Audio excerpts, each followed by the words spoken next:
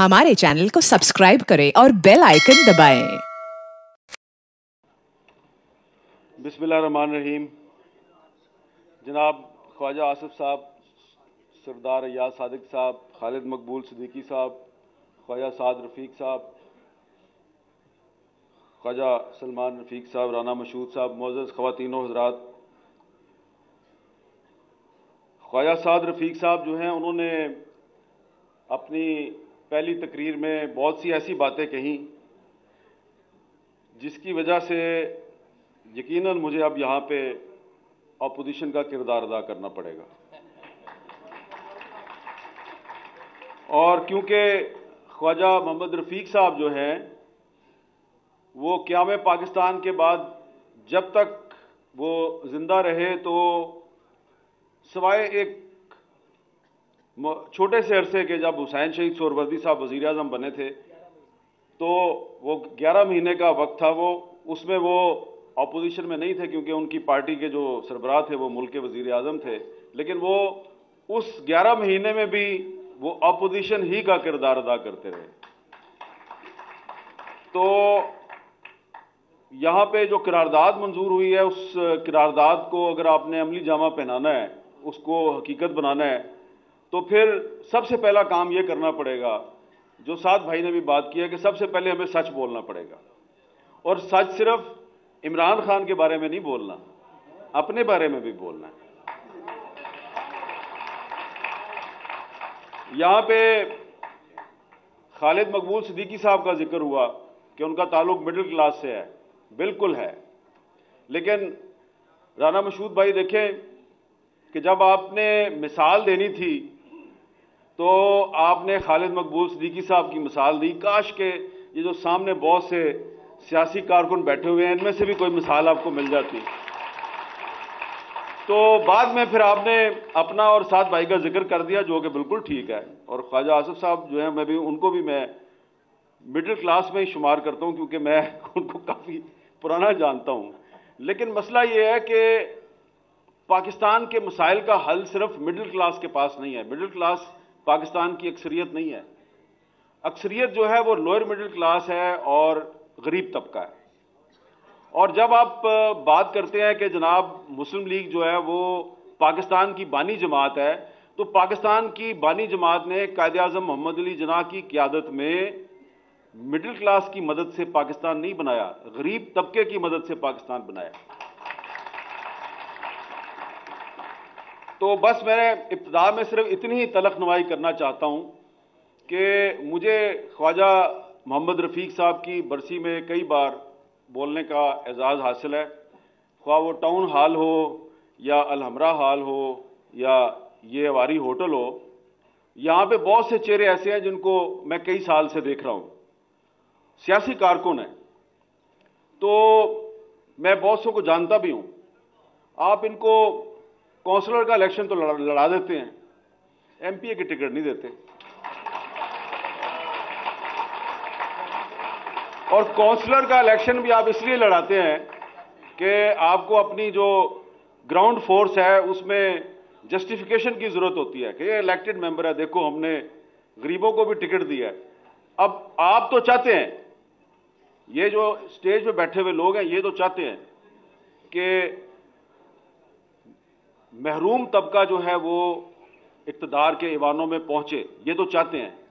लेकिन जो इनके ऊपर बैठे हुए हैं ना, वो पूछते हैं, जब टिकट आती है ना, जो पार्लिमानी बोर्ड बैठा होता है जहां टिकटों का फैसला होता है, ख्वाह कोई भी पार्टी हो, ख्वाह तहरीक-ए-इंसाफ हो, मुस्लिम लीग नून हो या पीपल्स पार्टी हो, कोई भी पार्टी हो, पार्लिमानी बोर्ड में जब गरीब कारकुन की दरखास्त आती है टिकट के लिए, तो जो सबसे बड़ा लीडर होता है वो पता है क्या पूछता है? देखो पैसे कितने ने।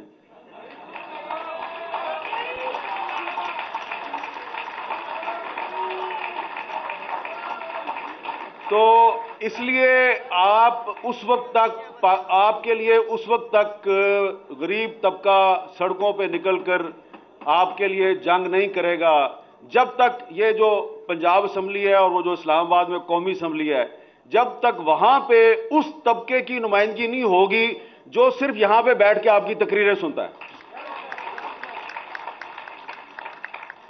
तो ख्वाजा रफीक साहब जो हैं उनका ताल्लुक भी इसी तबके से था। जो लोग उनके खानदान के पस मंजर को जानते हैं वो आपको बताएंगे कि पाकिस्तान बनने से पहले ख्वाजा रफीक साहब का खानदान जो है वो ना मिडिल क्लास था ना लोअर मिडिल क्लास था, वो अपर मिडिल क्लास था। उनके जो बुजुर्ग थे ख्वाजा गुलाम रसूल साहब, उनके अमृतसर, दिल्ली और बंबई तक उनका कारोबार फैला हुआ था। और ख्वाजा रफीक साहब जो हैं जब एमए कॉलेज अमृतसर में पढ़ते थे तो कायदे आज़म के हुक्म पर उन्होंने उस वक्त जो पंजाब का उस वक्त जो पंजाब का वज़ीर आला था खिज़र हयात टवाना, उसके बारे में उन्होंने एक मूवमेंट चलाई और उसमें वो गिरफ्तार हुए थे।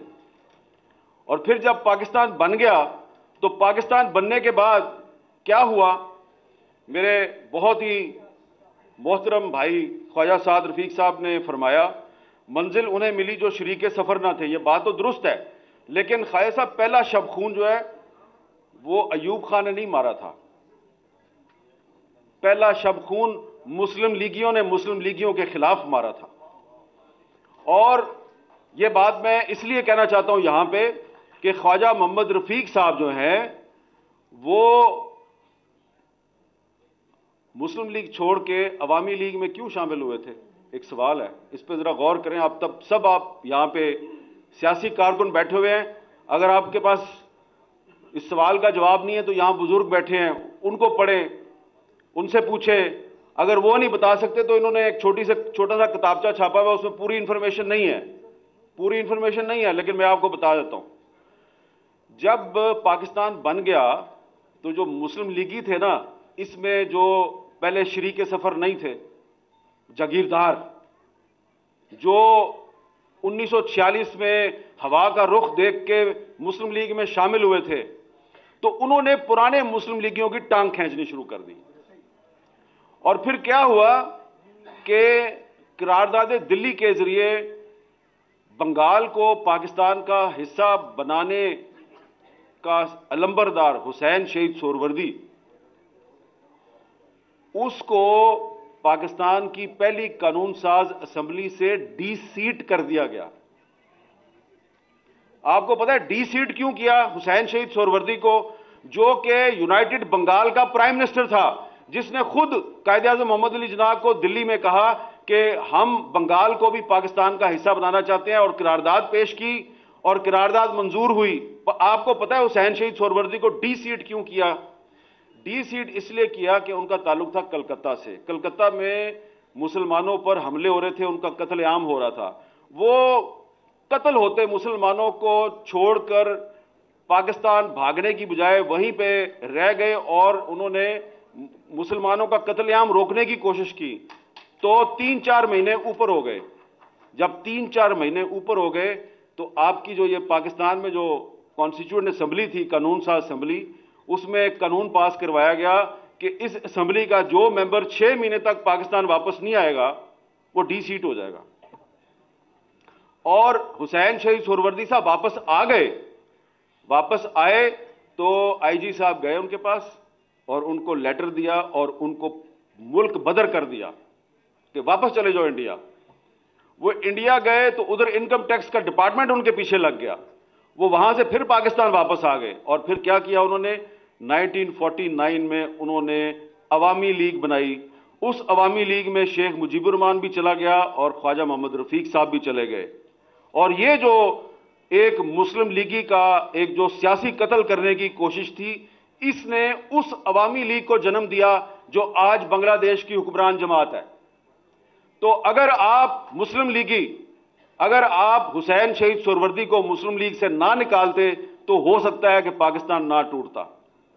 तो इसलिए जब आप कहते हैं जी अयूब खान ने किया, तो अयूब खान ने तो बहुत गलत काम किए, लेकिन उसको जो एक्सक्यूज है, अपॉर्चुनिटी है, हालात, उसके लिए वो मुस्लिम लीगियों ने खुद पैदा किए। और ख्वाजा रफीक साहब जो है, जब अयूब खान ने मार्शल लॉ लगाया 1958 में, तो ख्वाजा रफीक साहब जो है उन्होंने उसके खिलाफ मज़ामत की और कभी भावलपुर की जेल में गए, कभी साहिवाल की जेल में गए, कभी लाहौर की जेल में बंद हुए। और उसके बाद फिर जब मोहतरमा फातिमा जना का इलेक्शन आया, तो ये भी एक बड़ी अहम बात है कि ख्वाजा रफीक साहब जो हैं वो मोहतरमा फातिमा जना के साथ थे, ख्वाजा आसफ साहब के वालिद ख्वाजा सफदर साहब मोहतरमा फातिमा जना के साथ थे, और खान अब्दुल गफ्फार खान जिसको पंजाब में लोग गद्दार समझते हैं वो फातिमा जना के साथ था, और गौस बख्श बजिंजो जिसको पंजाब में लोग गद्दार समझते हैं वो फातिमा जना के साथ था। खैर बख्श मरी जिसको आप कहते हैं कि जी वो आज़ाद बलूचिस्तान का हामी है, वो मोहतरमा फातिमा जना का चीफ सिक्योरिटी गार्ड था, वो चीफ सिक्योरिटी गार्ड था। और शेख मुजीबुर रहमान वो ईस्ट पाकिस्तान में मोहतरमा फातिमा जना का चीफ पोलिंग एजेंट था। तो ये सारे लोग जो हैं ये मोहतरमा फातिमा जना के साथ थे। कौन फातिमा जना के साथ नहीं था? जुल्फकार अली भुट्टो साहब फातिमा जना के साथ नहीं थे, क्योंकि वो अयूब खान की मुस्लिम लीग के जनरल सेक्रेटरी थे। और फिर जब कुछ अरसे के बाद जब इलेक्शन हुआ और मोहतरमा फातिमा जना को धांधली के जरिए शिकस्त दे दी गई, तो अयूब खान जीत गया, पाकिस्तान हार गया। अब ये जो सूरत हाल है इसमें आप देखें कि ये जिन सब लोगों को गद्दार कहा गया, ये सारे के सारे कायद-ए-आज़म की बहन के साथ थे, और जो अपने आप को मुहिबन कहते थे वो मोहतरमा फातिमा जना को गद्दार कह रहे थे। तो ये जो गद्दार की पाकिस्तान में कहानी है, ये इसका आगाज जो है ये जनरल अयूब खान ने किया था। और जनरल अयूब खान जो है उसके दौर में डिस्क्वालिफिकेशन, सियासतदानों को नाअहल करने का सिलसिला शुरू हुआ, पार्टियां तोड़ने का सिलसिला शुरू हुआ, और वो सिलसिला आज तक चला आ रहा है। अब इसमें बात यह है कि गौर करने की बात यह है कि ख्वाजा साहब कहते हैं जी कि पाकिस्तान में इस वक्त हम जो मसाइल का शिकार हैं, इन मसाइल को हल कैसे किया जाए। तो ये मसाइल तो उसी वक्त हल होंगे जब आप ख्वाजा रफीक साहब जो आपको बता गए हैं आप उस पर थोड़ा सा अमल दरामद कर दें। 50% ना करें, 25% ही कर दें। यहाँ पे आपने उनके अकवाले ज़री जो हैं वो लिखे हुए हैं ना, तो उसमें ये इधर जो लिखी हुई है एक जमहूरियत के बारे में उनकी उनका कॉल लिखा हुआ है, इसी पे अमल दरामद कर लें। जमहूरियत की जंग आप उस वक्त तक नहीं जीत सकते जब तक आप अपनी पार्टियों में जमहूरियत नहीं लेके आते। आपकी पार्टियों में जमहूरियत नहीं है, ना मुस्लिम लीग नून में जमहूरियत है, ना पीपल्स पार्टी में जमहूरियत है, ना तहरीक इंसाफ में जमहूरियत है। हाँ, इलेक्शन कमीशन को बेवकूफ बनाने के लिए आप एक जाली सा इलेक्शन जरूर करवाते हैं, लेकिन उस इलेक्शन में भी जो ओहदेदार जो है, जो सदर बनता है, नायब सदर बनता है, सूबाई सदर बनता है, जनरल सेक्रेटरी बनता है, वो सारे आप पंजाबी च कहते ना वंड पांदे हो तुसी। आप सही आदमी को ओहदा नहीं देते। और अगर कोई आदमी बहुत अच्छा ज़हीन हो, बड़ी अच्छी तकरीर करने वाला हो, बड़ा पढ़ा लिखा हो, तो ये उसकी बेचारे की खामी बन जाती है, ये उसकी खूबी नहीं बनती। तो इसलिए मैं ये अर्ज करूंगा माजरत के साथ कि ख्वाजा मोहम्मद रफीक साहब की बरसी पे अगर आपने सच बोलना है तो सच ये है कि आज पाकिस्तान में जमहूरियत इसलिए कमज़ोर है कि आपने पाकिस्तान के जमहूरी इदारों को और पाकिस्तान की सियासत को जागीरदारों और सरमायादारों की लौंडी बना दिया है। और कायद-ए-आज़म मोहम्मद अली जिन्ना जिन्होंने पाकिस्तान बनाया, ना सरमायादार थे ना जागीरदार थे। अल्लामा इकबाल जिन्होंने पाकिस्तान का तस्वुर पेश किया, ना सरमायादार थे ना जागीरदार थे। तो ये एक लोअर मिडिल क्लास और मिडिल क्लास की लीडरशिप जो है उसने पाकिस्तान बना के दिया और पाकिस्तान पे कब्जा कर लिया जागीरदारों ने, सरमायादारों ने और फौजी डिक्टेटरों ने। तो ये जो फौजी डिक्टेटर होता है, ये जब भी जमहूरियत का तख्ता उलटता है तो इसको जो सबसे पहले जो इसको इत्तेहादी मिलता है वो बड़े बड़े जागीरदार होते हैं और बड़े बड़े सरमायादार होते हैं। तो इसलिए फिर यू टर्न आ जाता है पाकिस्तान की सियासत में। हर कोई यू टर्न लेता है। आप कहते हैं सिर्फ इमरान खान यू टर्न लेता है, मैं कहता हूं कि आप सारे यू टर्न लेते हैं, लेकिन वो तो बहुत ही ज्यादा लेता है, कभी कभी आप भी ले लेते हैं, ठीक है ना। और अब मैं यू टर्न की उसकी बहस में नहीं जाऊंगा कि आपने कितने लिए और उसने कितने लिए, लेकिन जो आपने ख्वाजा साहब बात की उसके बारे में वो बात आपने बड़ी दुरुस्त की। वो मुझे इसलिए पता है कि अगर आप बुरा ना मनाए तो मैं ये भी बता दूं, ये ख्वाजा साद रफीक साहब इमरान खान को बड़ी अच्छी तरह जानते हैं। एक दफा जब सच बोलने के जुर्म में मुस्लिम लीग नून ने ख्वाजा साद रफीक साहब के खिलाफ एक कार्रवाई की और इनकी रुकनियत को मुअत्तल कर दिया, तो इमरान खान साहब ने फौरन इनको ऑफर की कि आप तहरीक इंसाफ में आ जाएं और मेरी पार्टी के मरकजी सेक्रेटरी जनरल बन जाएं। लेकिन ख्वाजा साद रफीक साहब ने इन्होंने अपनी मखसूस मुस्कुराहट के साथ इनकार कर दिया।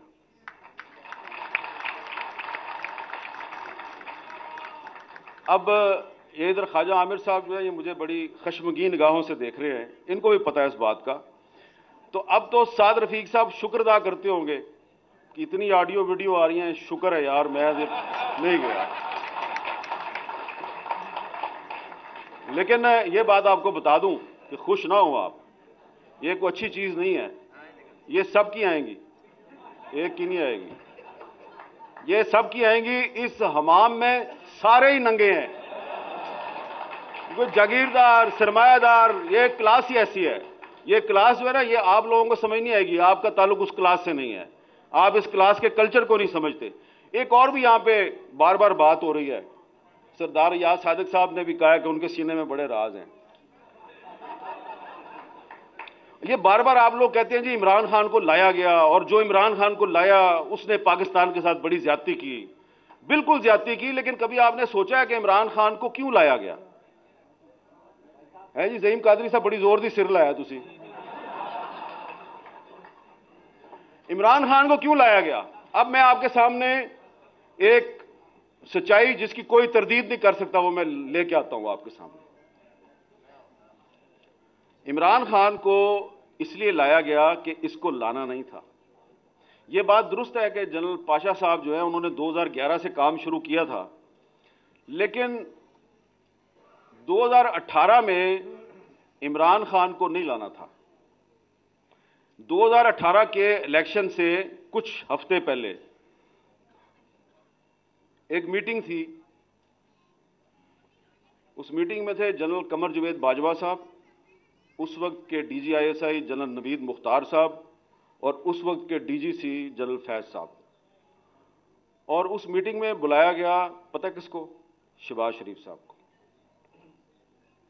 और शहबाज शरीफ साहब को बुला के ये कहा गया जी, पूछा गया ये बताएं जी कि अगर आप मुल्क के वजीर आज़म बन जाएं तो आपकी कैबिनेट में कौन कौन होगा?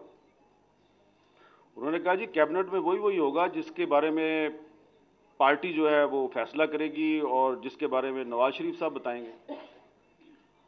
उन्होंने कहा अच्छा आपका जो वजीर खजाना और वजीर खारजा वो कौन होगा? उन्होंने कहा जी पार्टी फैसला करेगी और नवाज शरीफ साहब बताएंगे। उन्होंने कहा अच्छा ये बताएं कि अगर हम आपको ये कहें कि आपने हर काम नवाज शरीफ से पूछ के नहीं करना तो ये कैसा रहेगा? तो उन्होंने बड़े तरीके से कहा जी कि देखिए मैं तो, मेरी बड़ी एक ओपन पोजीशन है, मैं तो इस्टेब्लिशमेंट से लड़ाई का हामी नहीं हूं और ये मैं कुछ छुपा के तो बात करता नहीं, लेकिन देखिए मेरी पार्टी के लीडर नवाज शरीफ साहब हैं, तो आखिरी फैसला तो वही करेंगे और पार्टी करेगी। आप मुझसे ये तवक्को ना करें कि मैं नवाज शरीफ साहब जो है उनके खिलाफ जाऊंगा। जनाब वो बड़ी लंबी मीटिंग थी और मीटिंग का अख्ताम जो है वो ये हुआ कि शहबाज शरीफ साहब ने उनको कह दिया जी कि अगर आप ये समझते हैं कि आप मुझे वजीर आज़म बनाएंगे और वजीर आज़म बनने के लिए मैं अपने भाई का साथ छोड़ दूंगा, तो ये मैं आपके साथ झूठ नहीं बोलूंगा, मैंने ऐसा नहीं करना। तो साद रफीक साहब मैंने आपको 3 नाम बता दिए, कमर जवेद बाजवा साहब, नवीद मुख्तार साहब, जनरल फैज साहब। अब ये 3 तो पता नहीं आपको मिलेंगे नहीं मिलेंगे, आप इनसे पूछेंगे नहीं पूछेंगे। शहबाज शरीफ साहब तो आपको रोज ही मिलते हैं ना, उन्होंने पूछ लेना। तो आप जो बार बार हर तकरीर में ये कहते हैं कि इमरान खान को जो लेके आए वो बड़े गलत लोग थे, और बिल्कुल गलत किया उन्होंने, लेकिन इमरान खान को पाकिस्तान पे मुसल्लत करने के जिम्मेदार शहबाज शरीफ साहब भी हैं। अगर वो इनकार ना करते तो वो 2018 में ही वजीर आज़म बन जाते, लेकिन उन्होंने इस दौर में औरंगजेब आलमगीर और दारा शिकोह की जो कहानी है कि भाई को भाई से लड़ाने की जो कहानी है, उसको रिपीट करना मुनासिब नहीं समझा, भाई की पीठ में खंजर घोंपना मुनासिब नहीं समझा। लिहाजा उनके उस अमल की वजह से बाजवा साहब मजबूर हुए कि इमरान खान को मुसल्लत किया जाए, और फिर उन्होंने मुसल्लत किया, और फिर उन्होंने गिन गिन कर शहबाज शरीफ साहब से भी और आपसे भी उन्होंने बदले लिए, और थोड़े से बदले उन्होंने ख्वाजा आसिफ साहब से भी लिए। तो इसलिए थोड़ा सा आखिर में मैं यही कहूंगा कि जमहूरियत से मायूस ना हो। आपने कहा कि आप जमहूरियत से मायूस हैं, सरदार याद सादिक साहब ने भी कहा मैं जमहूरियत से काफी मायूस हूं। आप जमहूरियत से मायूस ना हो, इसलिए कि जमहूरियत तो आई नहीं, पहले आप जमहूरियत पार्टी में लाएं, फिर जमहूरियत असेंबली में आएगी, फिर मायूस हो। अभी आप जिस तरीके से आप कौमी असेंबली में पीटीआई वालों ने इस्तीफे दिए हुए हैं, तो आप कहते हैं जी वो इस्तीफे ठीक नहीं दिए। भाई इस्तीफे तो दिए हैं ना, इस्तीफे कबूल करो, इस्तीफे कबूल करके उनके हलकों में बाई इलेक्शन कराओ। बाई इलेक्शन जब हो तो उसमें आप हिस्सा ही ना लें, क्योंकि उन्होंने खुद इलेक्शन लड़ना है, फिर उन्होंने इस्तीफा दे देना है, फिर इलेक्शन लड़ना है, फिर इस्तीफा दे देना है। तो उनको इलेक्शन लड़ने दो, बार बार इस्तीफे देने दो, आप अपना काम किए जाएं, लेकिन आप गैर आईनी काम तो ना करें। मेरा यह ख्याल है, मेरी नाकस राय में, कि जो कौमी असेंबली से इस्तीफे दिए गए हैं उनको कबूल करना चाहिए। इस्तीफे कबूल ना करके आप अपनी कमजोरी दुनिया पर आश्कार कर रहे हैं। और परवेज लाई पंजाब का चीफ मिनिस्टर है, आपको अच्छा लगे या बुरा लगे, गवर्नर साहब जो है उनको ये राइट नहीं है कि एक इलेक्टेड चीफ मिनिस्टर जो है उसको आप डी नोटिफाई करें। इसलिए अदालत ने उसको नोटिफिकेशन को कैंसिल कर दिया है। और परवेज लाई साहब को भी चाहिए कि अगर आपको गवर्नर ने कहा है कि आप एतमाद का वोट लें, तो भाईजान अगर आपके पास अक्सरियत है तो एतमाद का वोट लें, तो आप एतमाद का वोट नहीं लेते तो वो आपको डी नोटिफाई कर देते हैं। दोनों ही गलत काम कर रहे हैं आप। और जब दोनों साइड से गलत काम होगा तो फिर जो होता है उसको आप कहते हैं शब-खून। तो उस शब-खून में फिर आप भी तो बराबर के जिम्मेदार है ना, आप ये काम ना किया करें। आप पार्टी में जमहूरियत लाएं, सही लोगों को असेंबलियों में लेके आए, तो ये काम नहीं होगा कि फिर लोटों के पीछे फिरते हैं आप और लोटों को सीट दे देते हैं आप अपनी, और अपनी पार्टी के लॉयल कारकुनों को कहते हैं कि इन लोटों को वोट दो, लोटों को जिताओ, क्योंकि उन्होंने आपकी चीफ मिनिस्ट्री और प्राइम मिनिस्टरशिप को कायम रखना होता है। तो जब आप पॉलिटिकल वर्कर को लोटागिरी के ईंधन के तौर पे इस्तेमाल करेंगे तो जमहूरियत मजबूत नहीं होगी, जमहूरियत कमजोर होगी। इसलिए ख्वाजा मोहम्मद रफीक साहब के नाम पर इस सेमिनार में आज आप ये अज़्म करें कि आप इमरान खान के बारे में सच जरूर बोलें, थोड़ा सा सच अपने बारे में भी बोलें, और थोड़ी सी खामियां अपनी भी जो है उनका भी जायजा लें, अपनी खामियां दूर करें, तो जो दूसरों की खामियां हैं वो आपकी ताकत बन जाएगी। बहुत बहुत शुक्रिया।